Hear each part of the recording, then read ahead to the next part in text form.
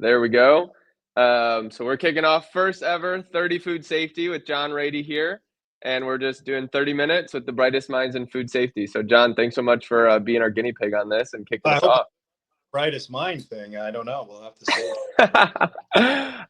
Well, yeah, John, would love to hear like a little bit on your background, how you got into the food safety space, catch us up to speed on, where it all started. Sure. I started in production.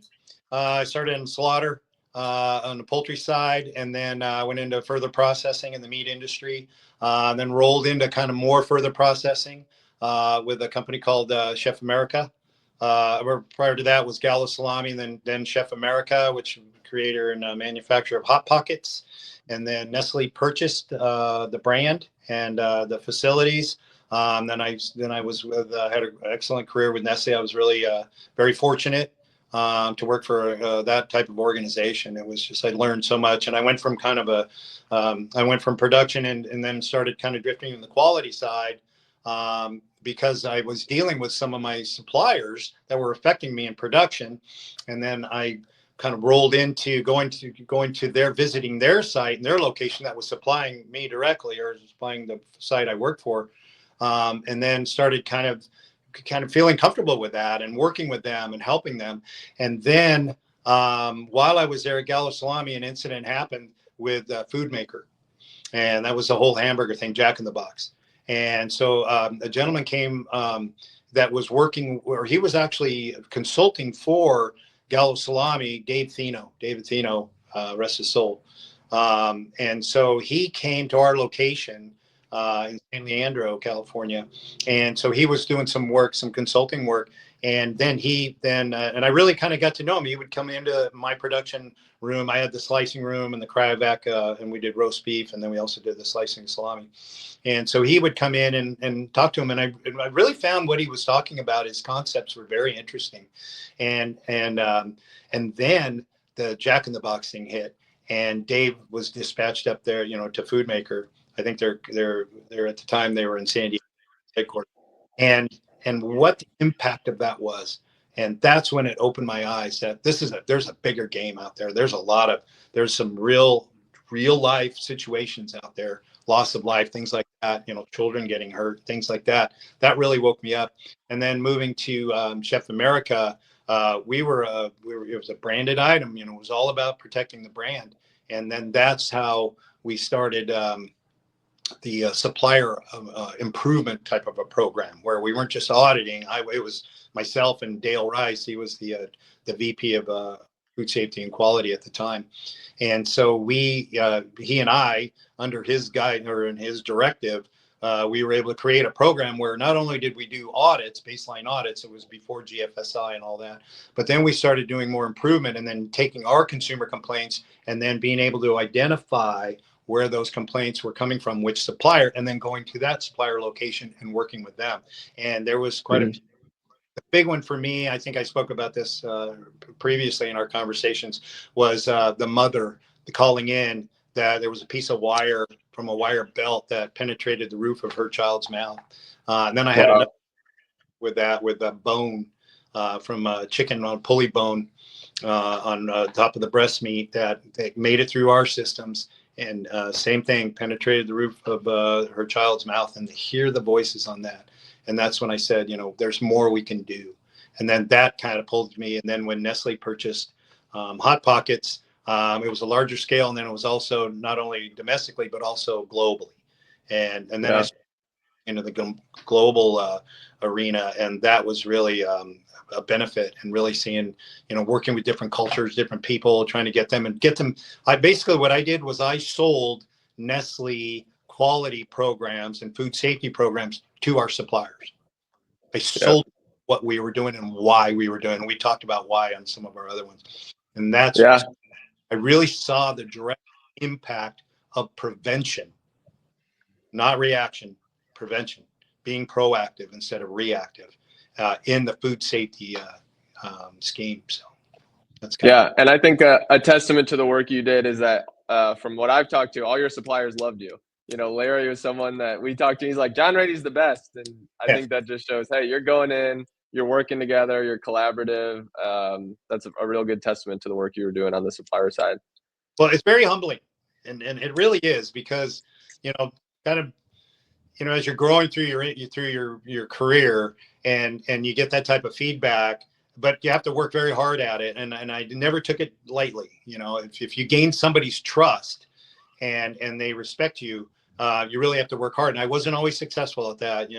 Sometimes I would kind of let myself down, but over the time, it being disciplined and being respectful, if somebody puts that type of trust in you, and or gives you that type of respect, you have to, once you've earned it, the hard part's maintaining that. So Yeah. Well, that's great. Well, thanks for that background. And I guess you kind of hinted at it a little bit, but would love to start, like, why food safety? I did see on a food safety magazine article you wrote that you were in the traveling circus. So why'd you give that up for, the food safety world? well, that was when I was young. So I was my family, the circus, traveling tent show, Big John Strong and Son. And so that was I guess later in life I had a question, why would my mom allow me to go? But my family was in, my aunt and my uncle and my cousin. They were traveling. So but I learned a lot. And the thing I learned in the circus side of my life was dealing with people. And I worked in the Yeah. consent. So you used to have all these different people coming in, and then help setting up the tent, working with the guys that, they called them gazoonies, the guys that worked on the show. So I learned how to deal with a lot of different personality types, which later in life, then while I was going through college, I worked for a pack station. That's where we take people up on fishing trips and guided trips through the mountains, the Central Sierra. And Wow. and so again, dealing with different people under stressful situations, how to, solve problems and issues. And then that prepared me for being in the food industry, in a traveling position where, planes get delayed, things happen, things don't work out. You still have to get to that location. You still have to perform your duties, and then whatever you're facing at that time. And domestically, and then traveling globally really taught me how to get places and, get through there, and don't stop. Keep going, keep going, keep going, accomplish, Yeah. so to speak. So then the on the food safety piece, again, like I stated previously, there was just guttural need for it, right? When you hear that mother's voice, about her child was hurt, and people with loss of life and things like that, and some of the things that have happened. Unfortunately, I've never had to deal with that. I'm knocking on wood right now. But I think what I really, really enjoy about food safety is that proactive piece. If you can prevent, it's harder to prevent something from happening. Reactionary people, that's great. Some people are really good at that. Man, they see clearly where you need to go. And we've all had to do that, especially on a food safety role. Things happen. But I think where the impetus has to be is in the prevention side. And that's where we earn our money. That's what gives me the greatest pleasure. And it's hard to, like we talked about before, I think in previous podcasts, how do you monetize, something that doesn't happen? Yeah. And it takes the leadership and the C-suites and the owners. It takes a certain type of individual that can see that and appreciate that. And when nothing's happening, that their investment into that's what they're investing in. Yeah. Because it takes a lot of effort. It takes that discipline. It takes that focus, that day-to-day discipline.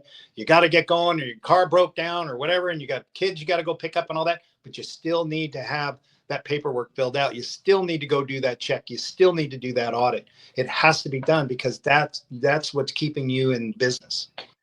Yeah. And it's like food safety has an outsized impact, where it's like, if you're, a private equity person, you skip out and go out and golf, that's fine. But, on the food safety side, it's like, hey, no, like you said, you might be getting calls from customer complaints and that sort of thing. Yeah, it's a discipline, and I think, so in some organizations, it's not appreciated the way it should be, to the level it should be appreciated. When you have a good person that's in that factory every day, out there walking around, not sitting in their office answering all day long, but they're actually out there, and they have that discipline where they go out in the morning, they see what's going on, they come back in, they're dealing with people, handling situations, and then then still maintaining that. How can we be proactive? be proactive, be out there and reviewing your programs and doing your internal audits and doing all the things that are required to keep that, keep preventing. Yeah. And besides kind of that push for like being, or maybe it's the biggest one, but like besides being proactive instead of reactive, what are some of the, biggest challenges you've faced in your career? Maybe it's on the plant level, maybe it's more global supplier, like this is aired out. Well, I think the challenge is, like, and I hate to be redundant, but I mean, I'm being redundant because there are some basic principles that are in play, and the challenges are getting people to understand different levels, right? You have to be able to, in the food safety and in a lot of different disciplines, you have to be able to relate and talk to the folks on the line. Again, back to my experience, in the circus and in packing and doing different things, is you have to be able to talk to a breadth and depth of folks. You have to help them. You have to be able to communicate. And that's where the skill and the craft comes into this type of position, is to be able to speak to different people in different levels and different disciplines within an organization, so they understand what you're trying to do, and then kick in, language barriers. You know what I mean? Yeah. And that's why I think so. And we talked about this before as well, the importance of being on site. If you are in a traveling position and going out, you have multiple locations or you have multiple suppliers, whatever that is, it's being on site, because there's a lot of things I would struggle with different languages and I'd have an interpreter with me, but when somebody looks into your eyes and you look into their eyes, they understand. There's that kind of primordial, they see your gestures and how you're talking and Yeah. pointing at things, and you can communicate, right? That communication level, it's not just verbal. A lot of it's just understanding. You get energy from people, right? You kind of get a feel for people, and I think that's important. That communication piece is probably the biggest challenge that we have. You can't just come in with your agenda and this is the way it's going to be, and you're just going to do that. Thanks a lot. See you later. I'm going to go. No, doesn't work. Yeah. Do you think they teach that, like at the different conferences, IAFP, Food Safety Summit? Is that a skill that they necessarily teach of like, hey, this is how you sell food safety to the CEO. This is how you talk to somebody on the floor. They can bring it up. I personally haven't heard that, that covered. But I think if you talk to anybody, any boots on the ground, they're going to say, yeah, it's all about communication and getting somebody to understand. I had some conversation with some folks recently, and, their whole thing was, and it was a global organization, multiple sites spread around the world. And how do we communicate to each individual group the importance of this program that we're wanting to roll out? And I think previously they had issues with, somebody just coming in and going, thou shall. This is what you're going to do. Do it, and you figure out how to do it. I think the success rate is very minimal on that. You have to walk through the process and everybody. And then once you get them to go, oh, I get it. Okay, I understand. All right, so this is how we're going to do it. Yeah, we lay out the plan. You have to stay on it. You have to check in with them. You have to help them. It's a lot of energy to get that, that program moving. And then once you get it moving, now you have to maintain that momentum. Yeah. And what does it take? It takes that communication piece, support. I'm here to help you. How can I help you? Here's what we need to do. Please communicate to me where you're struggling, and then I can help you in the levels that I can. If we need to clear the brush for you, because you got to get over there, I'm going to go clear the brush for you. Yeah. And show that. At what point in your career do you think that really clicked, as far as like, hey, were you ever thou shalt do this and just listen to me, or did it evolve kind of over time? Well, I was very fortunate when I was younger because, and then being married and having a strong daughter and a strong son, my family has no problem telling me where I'm falling down or not doing something. So, and then my brother was that way, and I have very good friends that have always been very open and honest with me to let me know. So ego, of course we all have ego, but I think not, always being in positions where I failed but stayed in the game and fought my way through it is very humbling. And I think when people see that you're not the thou shall. My whole thing was, it was always like, how can I help you? Because I was treated that way, learning Yeah. a horseshoer, right? I went to farrier school. I didn't know anything about that. 1980 at Cal Poly San Luis Obispo. I didn't know anything. I knew horses, but I didn't know anything else. You had to humble up. And so and we had this incredible instructor, Gene Armstrong, who sadly just passed away here last week. Incredible influence on my life, but he was very kind and would work with you. And very humble. So I had great teachers, early in my life. So when I went into a location on site, I was kind of conditioned to that. How can I help you? What and unfortunately there's some people that just, they don't want to hear you, or they think they know it. And unfortunately they're going to fail. And hopefully, failing's not bad as long as it doesn't kill people or hurt somebody.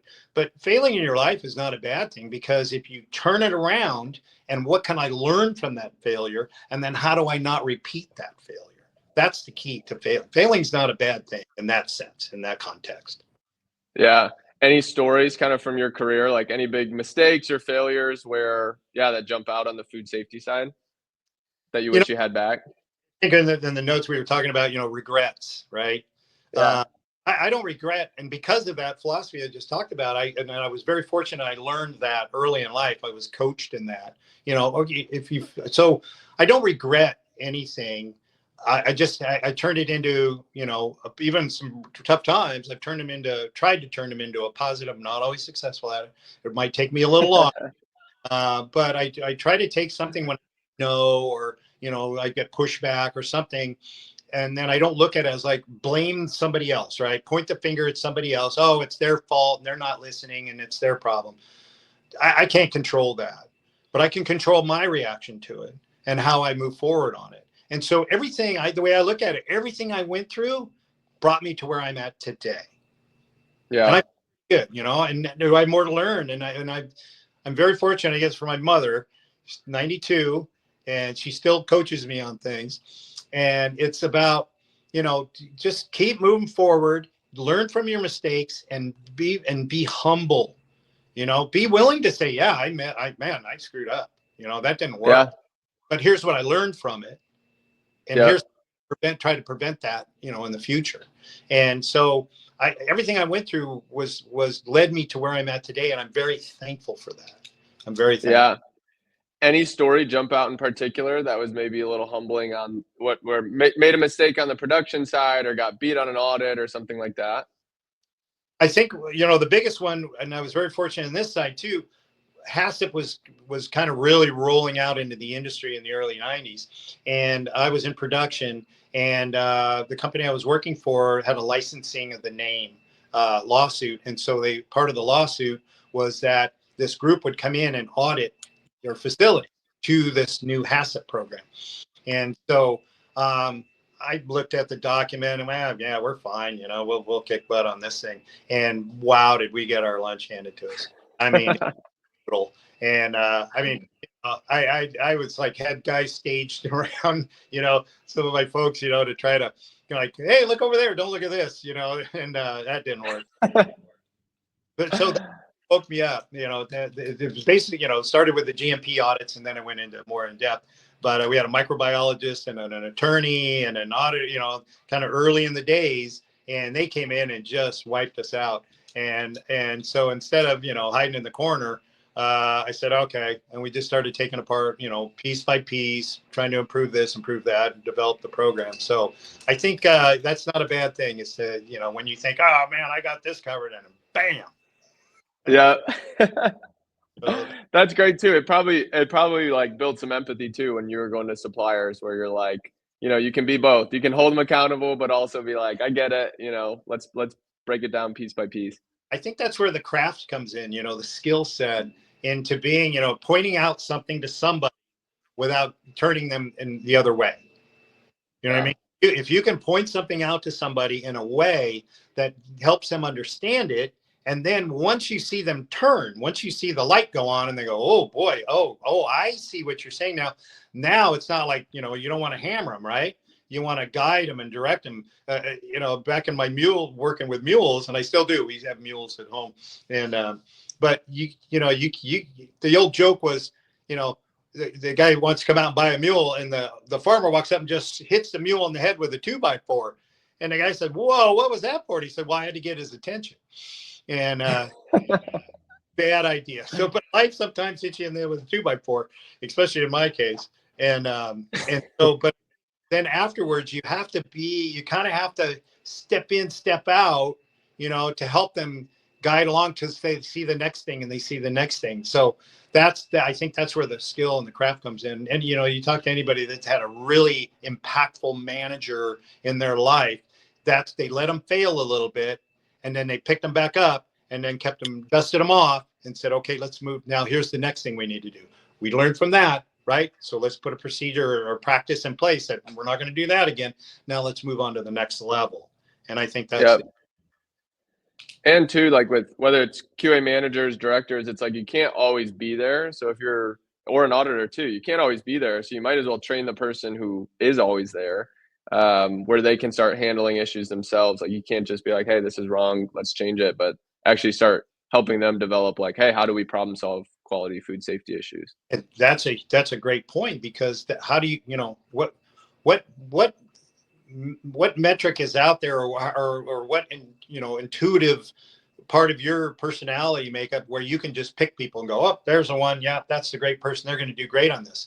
There's a lot of tools out there, and there's really good tools to do personality profiles, so you can take certain traits within a role that you want to select somebody to perform at those duties. Now you can pick out certain personality traits, and then they have these personality profile where they can kind of determine what particular traits that you can select for those traits that need to be in that type of role.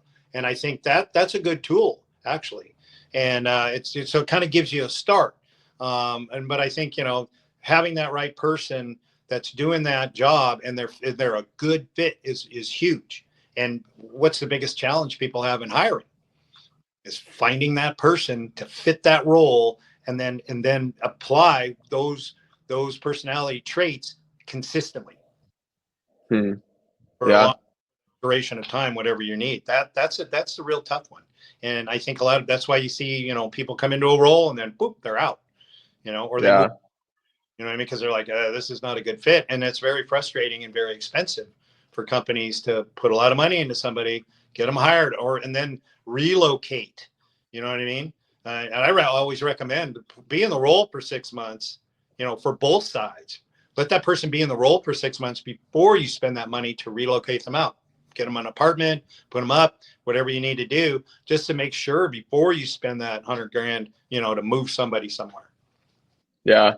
No, I think that's a great point. Okay, you shared kind of one of your mistakes that you got humbled on. Do you have a Hall of Fame moment in food safety? Don't be humble.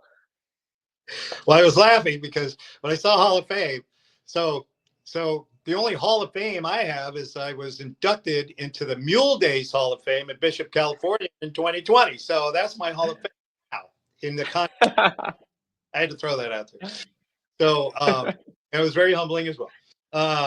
So I think from kind of, I don't really have like one moment in time, kind of back. Yeah, if you kind of progress through life, I look back and there was such a sequence of events that took place, you know what I mean, that really kind of built me, kind of provided opportunity for the next opportunity to have these great moments.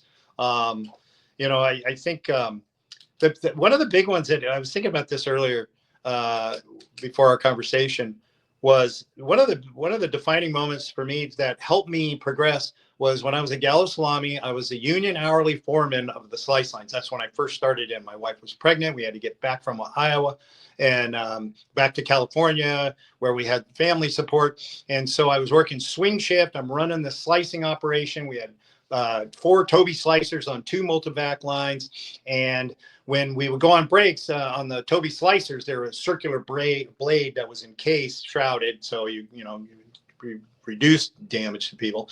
But we put in what was called lope, and so it was going at very fast RPMs.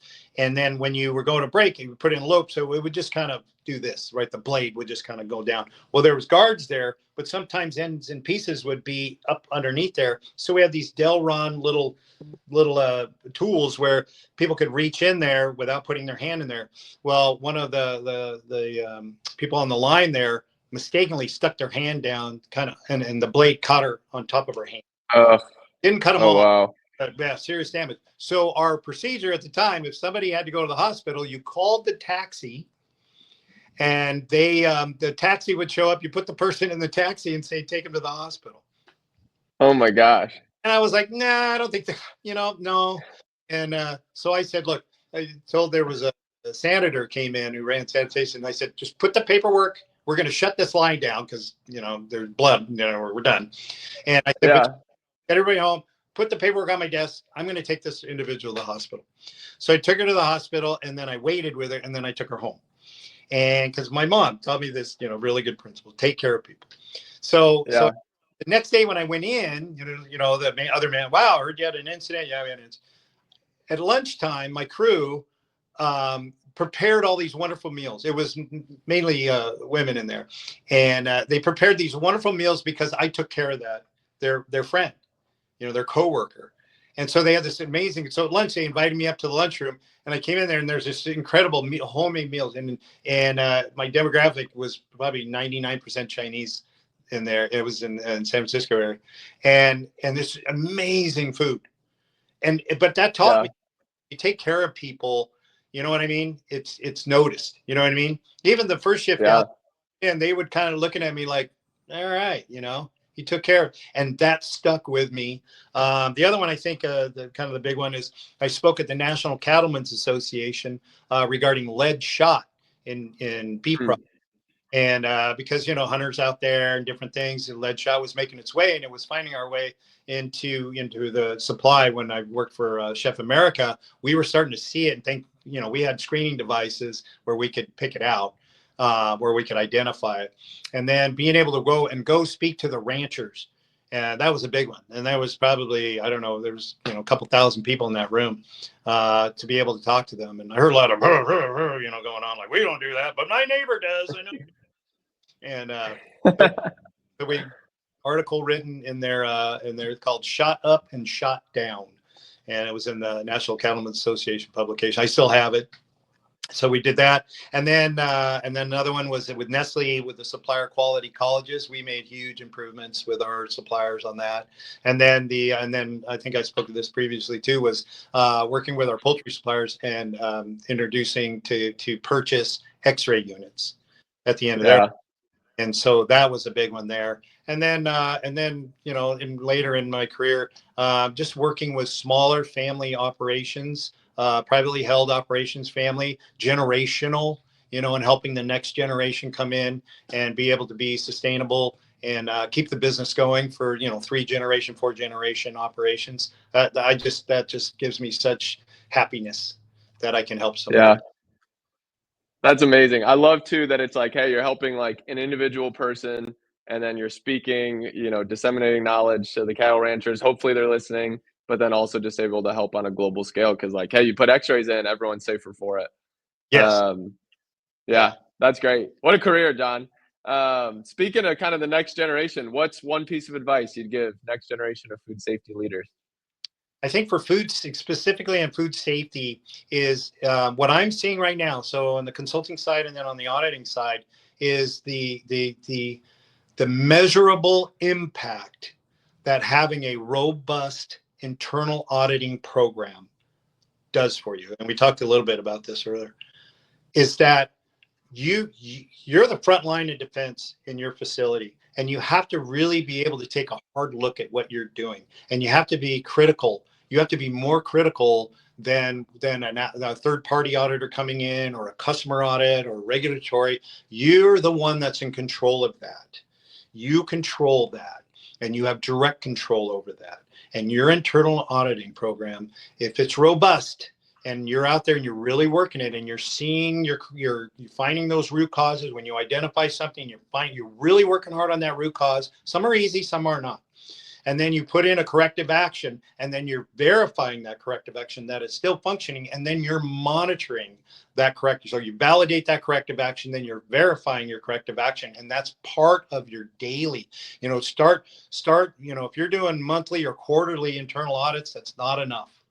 The delineation that I see when on the auditing side of my practice is that the folks that have that robust internal auditing program, they are measurably ahead of the game as far as their third-party audit scores, as far as their regulatory issues, and then what does that translate into? Market. Out in the market, are you putting a safe product out in the market? Liability, your reduction in issues, your operation becomes so much smoother because you're looking at it. If you're in a multi-site operation and you have one individual that's going to your different locations that's focused on that internal auditing program, especially in multi-site operations, you really need that.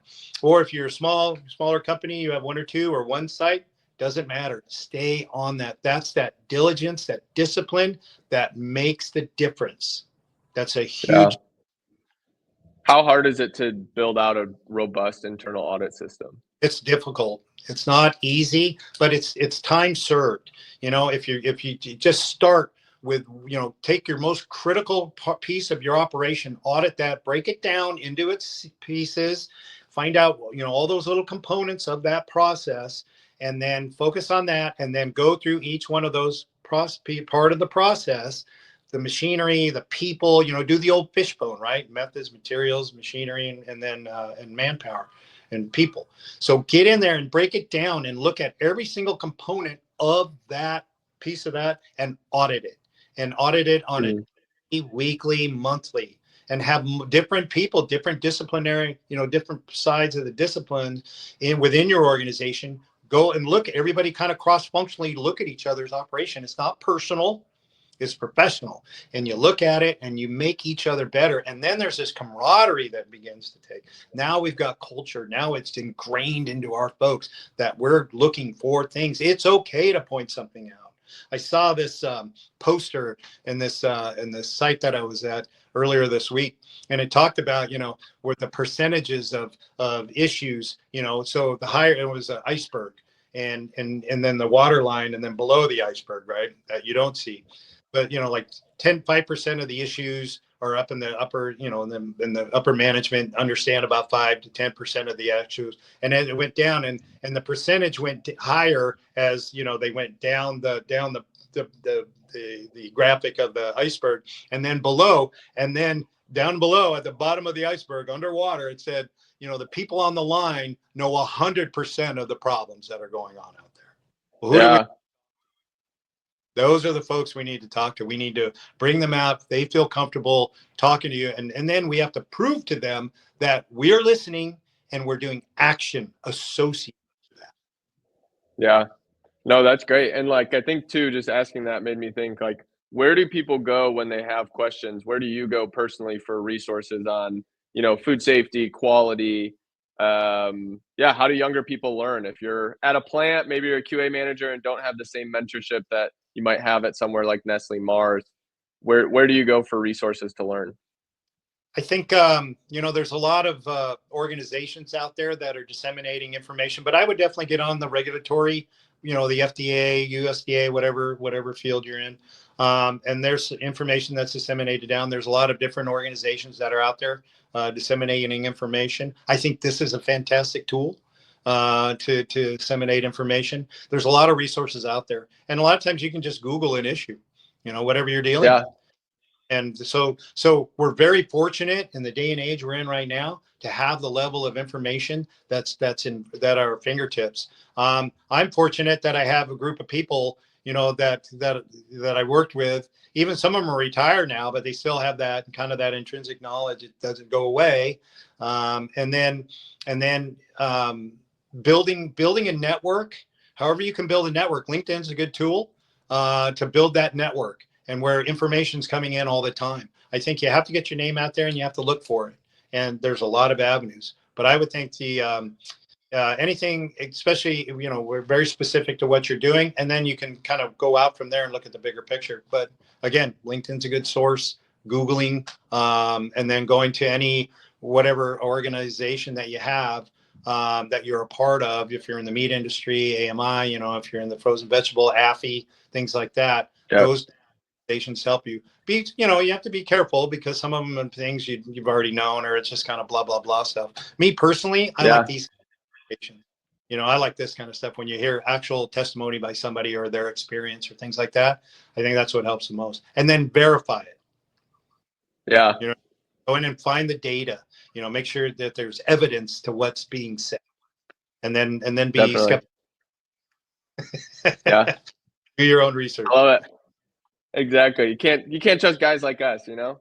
Ooh, yeah. No. How did I learn? I learned the hard way. And you know, but I had a lot of good support around me and people that I could trust that would tell me, you know, talk to me and let me know, hey, you're not doing this, or you can really do a lot better than that. And then get the ego down and be willing to say, yes, I do need help. Asking for help's hard for some folks. It's not a weak. Now, if you ask for help and somebody helps you but you don't do it, well, shame on you. Yeah. Now you are in a Definitely. Got to take some action. No, I love it. All right, we got 2 more questions here, John. First one is, what's your hottest take in food safety right now? Hottest take is accountability and standing. You know, what are you responsible for? I think what we've seen in the news, there was a lot of lack of accountability for a lot of the issues that we're seeing out there right now, and then not knowing their process. You know, not really having a good. I mean, again, get out of the office. You know, you can't sit there and answer emails all day. I know it's an important part of the job, but walking that floor, that's what has to be done. And acting on the things that you see. It's a lot of times the hair stand up on the back of your head because something's bothering you, and, you know, be willing to act on that and take it as far as you can take it and really follow through on it. And I think that's the hot take is, again, internal auditing. I know I'm beating that drum, but man, it is so evident to me right now. And that's the big thing. Go out and see what's going on in your factory or set up a program for multiple sites. But accountability is the big hot take right now. How often do you think someone should be walking the floor in their plant? I think daily. I did kind of a weird experiment a while back. I was working with a flavoring company, and I'm kind of big on stuff on the floor. That thing, you know, there's multiple issues with stuff on the floor, safety, personnel safety, things like that. Somebody slip, trip, fall, kind of a thing. And then it's just kind of a housekeeping, you know, it just kind of paints a picture, you know what I mean? What's going on. And then there's some contamination side. So I know when, you know, picking stuff off the floor and microbiologically, there's some concerns with that. But, you know, so I would go along and I wasn't working on the line. But I'd go along and I'd pick stuff up. I'd picking up wood pieces and pallets and shrink wrap and straps and things like that. And I would just kind of, every time I was there, I'd just go walk around, pick up stuff, go to the trash bin and put it in there. Never saying a word to anybody. Didn't, you know, hey, you need to pick that up. I think we get a problem. Hey, can you make sure this gets picked up, and walk away? Oh, I did my job. I'm a little more kind of boots on the ground, hands on. And so I would just go pick it up. Well, what happened over about a 30-day period of me going in a couple times a week to do that, it went away. Yeah. You know, it just stopped. And I think you have to lead by example. You know, don't be afraid to lead by example. Don't be afraid to get out there and get your hands dirty and go pick stuff up and go wash your hands before you touch anything, obviously.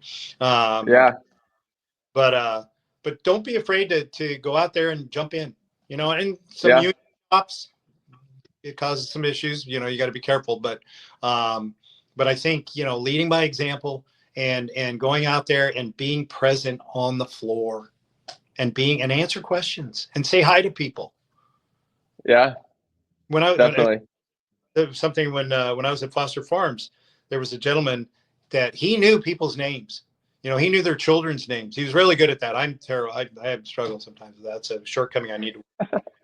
And but he would walk by and you see the employees. They turn, they'd look at him. They go, "Hi, Kevin." And you go, "Hey, Bob, how's it going? Hey, how's your wife doing? I heard she was in." You know what I mean? He knew people, and they responded. So when you come in and ask somebody to, hey, we need to really focus on this. This is important. We really need to focus on this thing. They're with you. because you're not just blowing by them and and you know what I mean. When and then Yeah. with Chef America and Nestle, when I'd walk the floor and I was walking in front of a plant manager and there was a piece of paper on the floor and they were talking to me and they just pick up that piece of paper and throw it in the trash can and keep talking. Wow, I like this, instead of stepping over it or going, hey, Yeah. can you get that? You know what I mean? Those are people Yeah. that they're connected to the process and the people that are actually doing the work. Yeah. No, I love it. That's a great hot take. Accountability. And then Yep. last question is just, if you could see anyone get interviewed for 30 food safety, who would you want to see and why? I'd like to see Dr. John Butts. Okay. I'll forward you his information to him. I haven't talked to him about it, but he's just in the meat industry. As far as microbiological challenges, amazing man, and he's pretty well retired now. He's on a few boards. He's one of my go-to mentors. I Yeah. just Dr. John, and he's just an amazing man, and he's helped me so much in my life. I used to go audit his facility when he was at Land of, and so I'd go audit, and he'd push back, and he was on me, and I was young, and but he was good. I learned so much from him, and he's just been a mentor in my professional career. So he has an incredible mind on the microbiological side and on the practical side of operations, and so I'd love to see Dr. John Butts. Great. Well, we'll try to track him down. Thank you so much, John. I appreciate your time. All right. Thank you, Paddy. This is always a good time. All right. I really enjoy this. I love it.